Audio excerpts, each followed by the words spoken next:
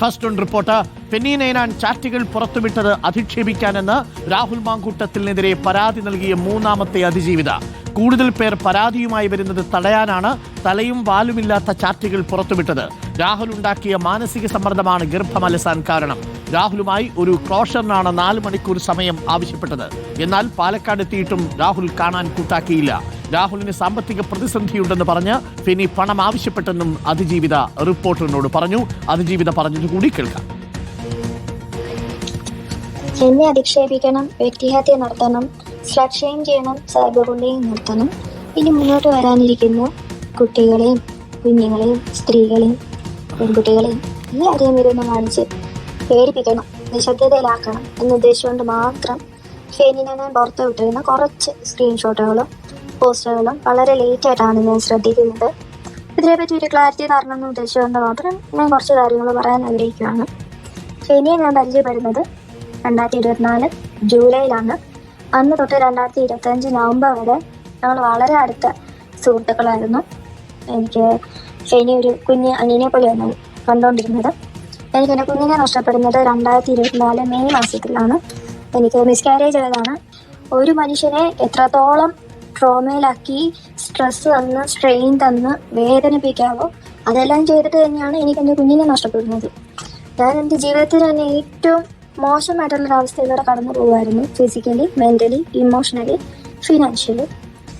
ഈ സമയത്താണ് ഫെനി എൻ്റെ ഇൻസ്റ്റാഗ്രാമിൽ എനിക്ക് മെസ്സേജ് അയക്കുന്നു, ഇങ്ങോട്ട് പരിചയപ്പെടുന്നു. അപ്പോൾ രാഹുലിൻ്റെ വളരെ അടുത്ത സുഹൃത്താകുമ്പോൾ എനിക്ക് അറിയുന്നത് കൊണ്ടാണ് ഞാൻ അതിനെ റെസ്പോണ്ട് ചെയ്തത്. ഇപ്പോൾ ഫെനീൻ്റെ അടുത്ത് ആദ്യമായിട്ട് സംസാരിക്കുന്നത് ചൂരൽമല ഫണ്ടിങ്ങിൽ ഇങ്ങനെ കൂപ്പൺ ചാലഞ്ച് ഉണ്ട്, കൂപ്പൺ എടുക്കണം എന്നൊക്കെ പറഞ്ഞിട്ടായിരുന്നു. ഈ സ്ട്രേഞ്ചറായി എൻ്റെ അടുത്താണ് ആദ്യമായിട്ട് സംസാരിക്കുന്നത്.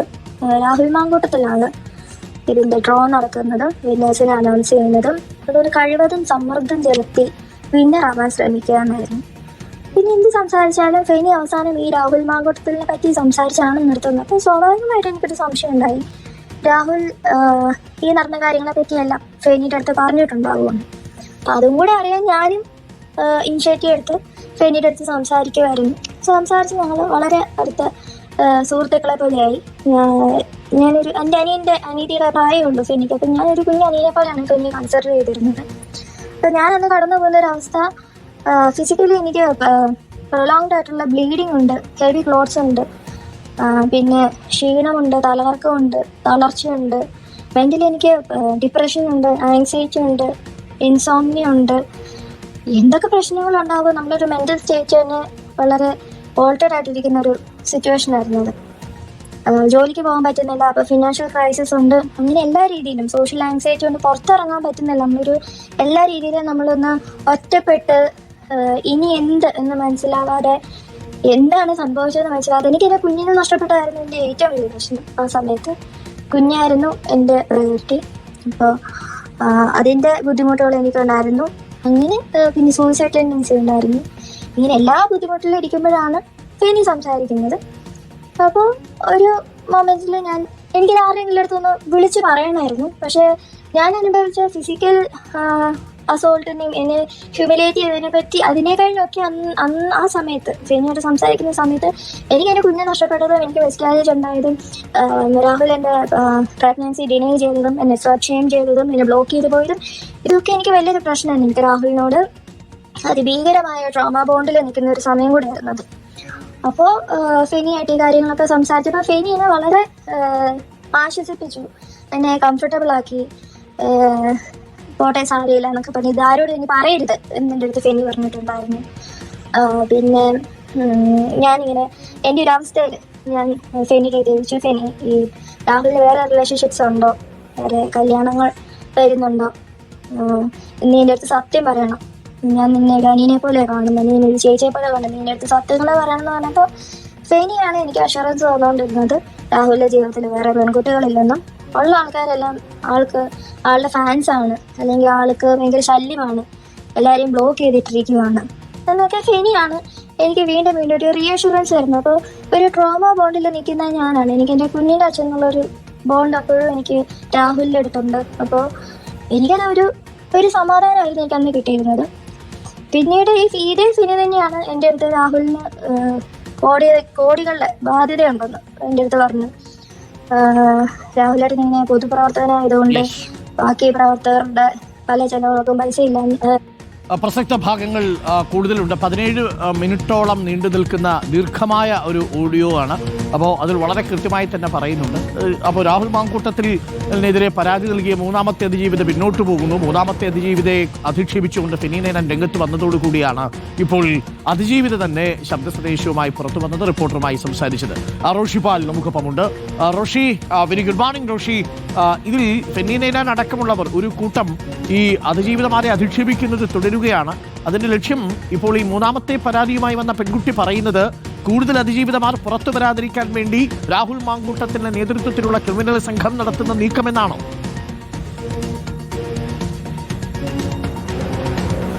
അരുൺകുമാർ, അങ്ങനെയാണ്. കാരണം ആദ്യത്തെ പരാതി വന്നപ്പോൾ ആ പരാതി നൽകിയ പെൺകുട്ടിയുടെ ചിത്രം പുറത്തുവിട്ടാണ് സാമൂഹ്യ മാധ്യമത്തിൽ രാഹുൽ മാങ്കൂട്ടത്തിൽ അനുകൂലികൾ ക്രൂരമായ രീതിയിൽ വേട്ടയാടൽ നടത്തിയത്. രണ്ടാമത്തെ പരാതി KPCC അധ്യക്ഷന് ലഭിക്കുമ്പോൾ ആ പരാതിയിൽ കൃത്യമായി എന്തുകൊണ്ട് പരാതി വൈകുന്നു എന്നത് ബോധ്യപ്പെടുത്തുന്നുണ്ട്.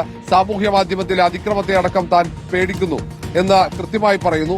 മൂന്നാമത്തെ പരാതി വന്നപ്പോൾ തുടക്കം മുതൽ തന്നെ പലരും ഈ രാഹുൽ മാങ്കൂട്ടത്തിലുമായി ഏറെ അടുപ്പമുള്ള കോൺഗ്രസിന്റെ നേതാവ് ജില്ലാ പഞ്ചായത്ത് അംഗമായ ശ്രീനാദേവി കുഞ്ഞമ്മയടക്കം പലരും പ്രധാന പദവികളിൽ ഇരിക്കുന്നവർ പോലും രാഹുൽ മാങ്കൂട്ടത്തിന് വേണ്ടി ഈ പരാതി നൽകിയ പെൺകുട്ടിക്കെതിരെ രൂക്ഷമായ സൈബർ ആക്രമണം നടത്തി.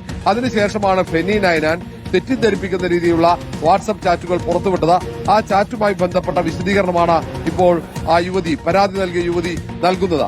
കൃത്യമായി എന്ത് സാഹചര്യത്തിലാണ് ചാറ്റ്, ആ ചാറ്റിന്റെ മുന്നേ ഉള്ള ഭാഗങ്ങൾ അല്ലെങ്കിൽ ഇതുമായി ബന്ധപ്പെട്ട മുഴുവൻ ഭാഗങ്ങളും നൽകാതെ അതിനിടയിലുള്ള ചില ഭാഗങ്ങൾ മാത്രം രാഹുൽ മാങ്കൂട്ടത്തിന് അനുകൂലമാക്കിക്കൊണ്ട് ചില ഭാഗങ്ങൾ പുറത്തുവിടുകയാണ് ചെയ്തത്. എന്തിനാണ് താൻ പാലക്കാട്ട് വന്നത് എന്നത് കൃത്യമായി പറയുന്നുണ്ട്. അതിനു മുമ്പേ നടന്ന സംഭവങ്ങളൊക്കെ ആ ഓഡിയോയിൽ കൃത്യമായി പ്രതിപാദിക്കുന്നുണ്ട്. ഏതാണ്ട് 17 മിനിറ്റ് ദൈർഘ്യമുള്ള ഓഡിയോ ആണ്. രാഹുൽ മാങ്കൂട്ടത്തിനെതിരെ ഇനി മറ്റാരും പരാതിയുമായി വരാൻ പാടില്ല എന്ന കൃത്യമായ ഉദ്ദേശത്തോടു കൂടിയാണ് ഫെനി നൈനാൻ ഇങ്ങനെ ഒരു കുറ്റകൃത്യം ചെയ്തിരിക്കുന്നതെന്ന് പറയുന്നത്. ഏതായാലും ഫെനി നൈനാനെതിരെ സൈബർ പോലീസ് കേസെടുത്തു കഴിഞ്ഞു. മാത്രവുമല്ല, ഫെനി നൈനാന്റെ ഈ പ്രവൃത്തിക്ക് ശേഷം കോൺഗ്രസിലെ പ്രധാനികളടക്കം ഇതിനെ അനുകൂലിച്ചുകൊണ്ട് ഇത് പങ്കുവെച്ചുകൊണ്ട് രംഗത്ത് വന്നിട്ടുണ്ട്. വ്യാപകമായ രീതിയിൽ ഈ പരാതി നൽകിയ പെൺകുട്ടിക്കെതിരെയുള്ള അധിക്ഷേപം സാമൂഹ്യ മാധ്യമത്തിൽ തുടരുകയാണ്. അങ്ങനെ തുടരുന്ന സാഹചര്യത്തിലാണ് വന്നത്. നേരത്തെ തന്നെ ഈ കാര്യം പോലീസിന് മൊഴിയായി നൽകിയിട്ടുണ്ടെന്നാണ് ഈ യുവതി പറയുന്നത്. ഈ ചാറ്റ് പൂർണ്ണമായും നൽകിയിരുന്നു. ഫെനി നൈനാനുമായി നേരത്തെ തന്നെ കാര്യങ്ങൾ സംസാരിച്ചിരുന്നു എന്ന കാര്യം മൊഴി പോലീസിന് നൽകുകയും ഫെനി നൈനാനുമായുള്ള മുഴുവൻ ചാറ്റുകളും പോലീസിന് കൈമാറുകയും ചെയ്തിട്ടുണ്ടെന്നാണ് യുവതി പറയുന്നത്. അതുകൊണ്ട് ആ ചാറ്റുമായി ബന്ധപ്പെട്ട കാര്യങ്ങളിൽ കൃത്യമായ വ്യക്തത അന്വേഷണ സംഘത്തിന് ഉണ്ട് എന്ന പ്രതീക്ഷ കൂടിയാണ് പങ്കുവെക്കുന്നത്. ഏതായാലും വലിയൊരു വഞ്ചനയുടെ വിവരങ്ങളാണ് പുറത്തുവരുന്നത്. രാഹുൽ മാങ്കൂട്ടത്തിൽ എങ്ങനെയാണ് പെൺകുട്ടിയെ വഞ്ചിച്ചത് എന്നതിന്റെ സൂചനകൾ കൃത്യമായ പെൺകുട്ടി ഈ 17 മിനിറ്റ് കൊണ്ട് പറയുന്നുണ്ട്. ഭയപ്പെടുത്തിയാലൊന്നും താൻ പിന്മാറില്ല എന്ന് തന്നെയാണ് പെൺകുട്ടി പറയുന്നത്. അങ്ങനെ ഭയപ്പെടുത്തി പിന്മാറ്റാൻ നോക്കേണ്ടതില്ല. നിലപാടിൽ ഉറച്ചു നിൽക്കും, പരാതിയുമായി മുന്നോട്ടു പോകും, നീതി ലഭിക്കുന്നവരെ പോരാട്ടം തുടരും എന്ന് തന്നെയാണ് ഈ അതിജീവിത പറയുന്നത്. അരുൺകുമാർ, ഏതായാലും ചുരുക്കത്തിൽ ഫെനി നൈനാൻ കാണിച്ചു വയ്ക്കുന്ന ഓരോ പരിപാടികൾ വീണ്ടും റോഷി ഈ രാഹുൽ മാങ്കൂട്ടത്തിന് കുരുക്കായി മാറുകയാണ് എന്നുള്ളതാണ്. ഇവരെല്ലാവരും കൂടി പുള്ളിക്ക് ജീവരുന്നു വധശിക്ഷയൊക്കെ വാങ്ങിച്ചു കൊടുക്കുന്ന മട്ടിലാണ്. കാരണം അതിജീവിത കൊടുക്കുന്ന പരാതി SIT പരിശോധിച്ച് അതിൽ അഭിഭാഷകർ കോടതിയിലേക്ക് പോകാൻ നിൽക്കുന്ന സമയത്താണ് ഇപ്പോൾ ഈ അതിജീവിതയെ അപമാനിക്കുന്ന തരത്തിൽ ഓരോരുത്തരായിട്ട് വരുന്നത്. ഒന്ന് ആലോചിച്ച് നോക്കി. പരാതിക്കാരുണ്ടെങ്കിൽ പരാതിയുമായിട്ട് അവർ മുന്നോട്ട് വരികയും അവർ പോലീസിൽ പരാതി കൊടുക്കുകയും ചെയ്തു. ഈ മൂന്നാമത്തെ അതിജീവിത ഒരു മാധ്യമത്തെയും സമീപിച്ചല്ല വാർത്ത പുറത്തുവിട്ടത്. പകരം പോലീസിന് കൊടുത്ത പരാതി അതീവ രഹസ്യമായി പോലീസ് അന്വേഷണം നടത്തി തെളിവുകൾ കണ്ടെത്തിയതിനു ശേഷമാണ് പ്രാഥമികമായി കുറ്റം നിലനിൽക്കുമെന്ന് ബോധ്യപ്പെട്ടതിന്റെ അടിസ്ഥാനത്തിലാണ് നിലവിൽ രാഹുലിനെ അറസ്റ്റ് ചെയ്തത്. അപ്പോൾ ഉത്തരവാദിത്തപ്പെട്ട ഒരു യൂത്ത് കോൺഗ്രസ് പ്രവർത്തകനാണെങ്കിൽ ഫെനി നൈനാൻ ചെയ്യേണ്ടത് ഇതാണ്. തൻ്റെ ഗാർഡിനെ രക്ഷിക്കാൻ, തൻ്റെ നേതാവിനെ രക്ഷിക്കാൻ വേണ്ടിയിട്ട് അതിജീവിതയെ അധിക്ഷേപിക്കുന്ന തരത്തിലുള്ള മെസ്സേജുകൾ പുറത്തുവിടുക. അതെടുത്ത് ചില സോഷ്യൽ മീഡിയയിൽ നേരത്തെ തന്നെ അതിജീവിതമാരെ അധിക്ഷേപിക്കുന്നത് സ്ഥിരം തൊഴിലാക്കിയ ചിലരെടുത്ത് പ്രയോഗിക്കുക, അവർ ജയിലിൽ പോകുന്ന സാഹചര്യം വീണ്ടും ഉണ്ടാക്കുക. എന്തിനാണോ എന്തോ വിനാശകാലെ വിപരീത ബുദ്ധി എന്നൊരു പ്രയോഗമുണ്ട്. അതാണ് ഇവർക്കൊക്കെ ചേരുക.